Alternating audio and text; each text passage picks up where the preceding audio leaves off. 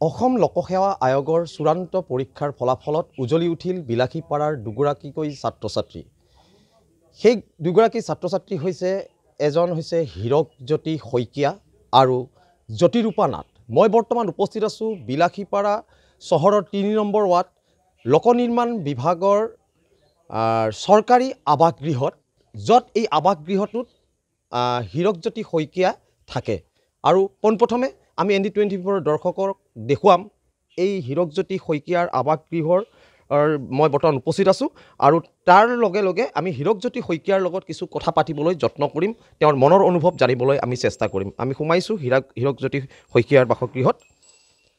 পোনপ্ৰথমে আপোনাক ND24 ফালৰ পৰা অভিনন্দন জ্ঞাপন কৰিছোঁ। ধন্যবাদ, অশেষ ধন্যবাদ। আজি খবৰটোৱে যথেষ্ট বিলাসীপাৰ আনন্দৰ বন্যা কঢ়িয়াই আনিছে। আমি আপোনাৰ কিছু মনৰ কথা জানিবলৈ চেষ্টা কৰিম। প্ৰথমে আপোনাক আমি অভিনন্দন জনাইছোঁ।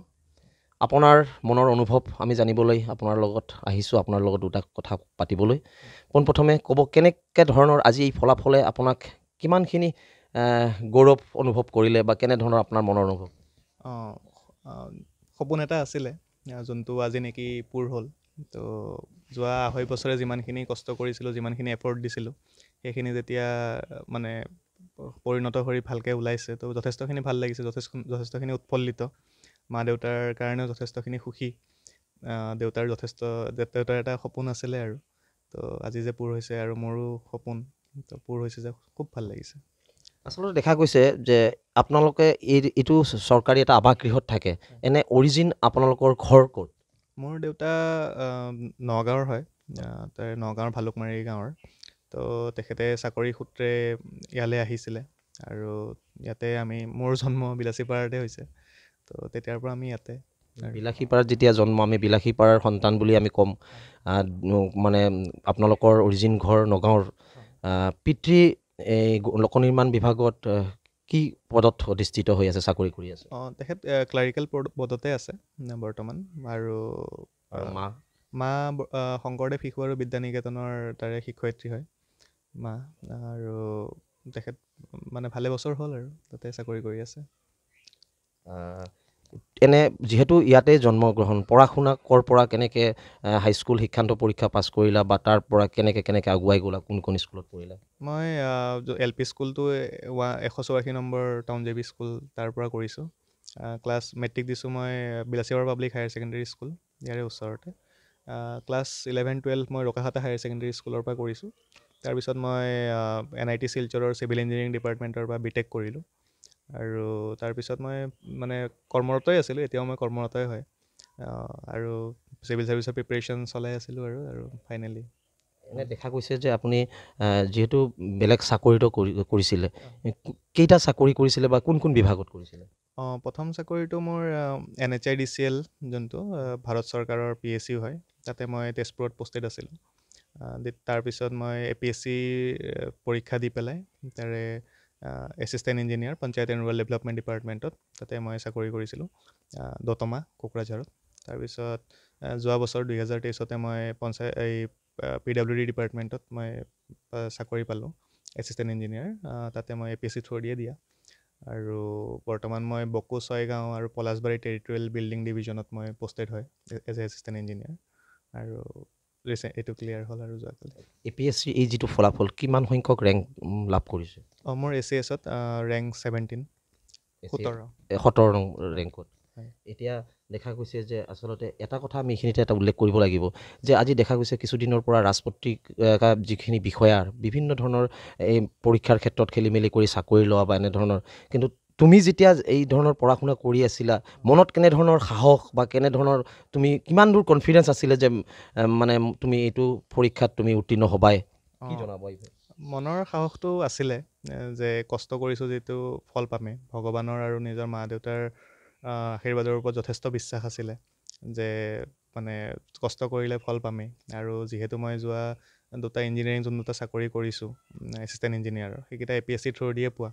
আৰু তাতো মানে ভগৱানৰ কৃপাত মানে ক্লিয়াৰ হৈ গৈছিলে আৰু তো বিশ্বাস আছিলে যে মানে ভালকৈ যদি কষ্ট কৰোঁ ডেফিনেটলি ভাল ৰিজাল্ট আহিব। এতিয়া কি ধৰণে সমাজৰ মানে কাম কৰি যাবা, কেনেধৰণৰ মনৰ ইচ্ছা কি ধৰ? যিহেতু ভাৰতবৰ্ষ এতিয়া মানে যথেষ্টখিনি আগবাঢ়ি যাবলৈ ধৰিছে, অমৃতকালো চলি আছে বৰ্তমান, তো 2047লৈকে যোনটো চলিব। তো এইখিনি মুহূৰ্তত যোনখিনি মানে চৰকাৰে ৰেচপনচিবিলিটি দিয়ে আমাক, আৰু যোনখিনি ডেভেলপমেণ্টেল এক্টিভিটিজ আছে, তাতে আমাক চৰকাৰে যি ৰেচপনচিবিলিটি দিয়ে সেইখিনি আমি ফিল্ডত ভালদৰে মানে আগবঢ়াই লৈ যোৱা উচিত।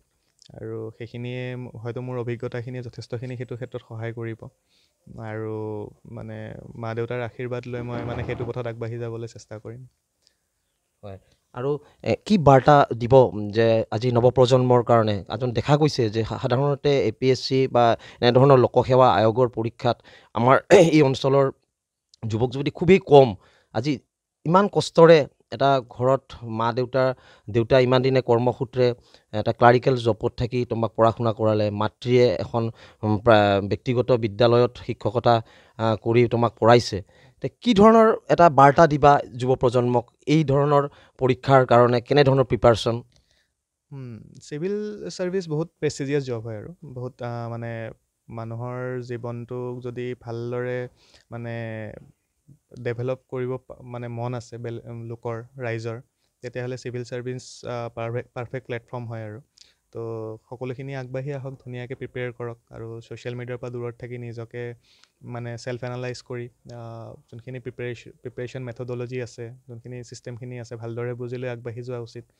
আৰু মইতো সকলোকে আগ্ৰহ কৰিম যে যোনখিনি নৱপ্ৰজন্ম আছে যে ভালদৰে আহক আপোনালোকে ছাৰ্ভিচত, ভাল লাগিব চাকৰি কৰি, ভাল হয় প্লেটফৰ্মটো।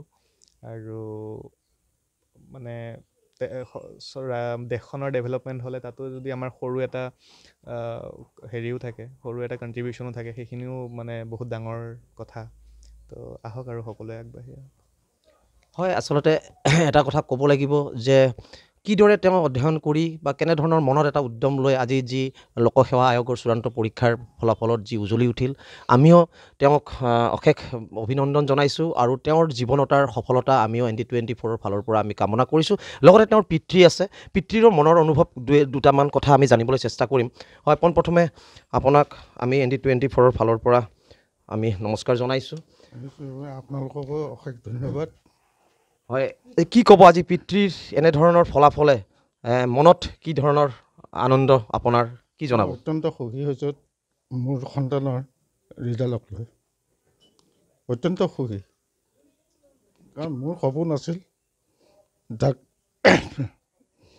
এই ACS পঢ়াৰ ক্ষেত্ৰত মোৰ এটা সপোন আছিল, সেই সপোনটো মই তাক সি মোক দিব পাৰিছে, সম্পূৰ্ণ কৰি দিছে, সেইটো কাৰণে তাক অশেষ ধন্যবাদ। হয়, এটা কথা ক'ব লাগিব যে যথেষ্ট আৱেগিক, আৰু আৱেগিক হোৱাটো স্বাভাৱিক কথা। কাৰণ অতি কষ্টেৰে এটা ক্লাৰিকেল জবত থাকি আজি ল'ৰাক আজি ইমান দূৰলৈ আগুৱাই লৈ গৈছে। আমি তেওঁৰ মনৰ অনুভৱখিনি আমাৰ আগত ব্যক্ত কৰিলে। আৰু মাতৃ যিহেতু কৰ্মসূত্ৰে এখন ব্যক্তিগত বিদ্যালয়ত তেওঁ চাকৰি কৰে, সেই সূত্ৰে আমি মাতৃক লগ নাপালোঁ। আজি তেওঁৰ এই বাসগৃহত থাকি আমি হীৰকজ্যোতি শইকীয়াৰ সফলতা আমি কামনা কৰিলোঁ।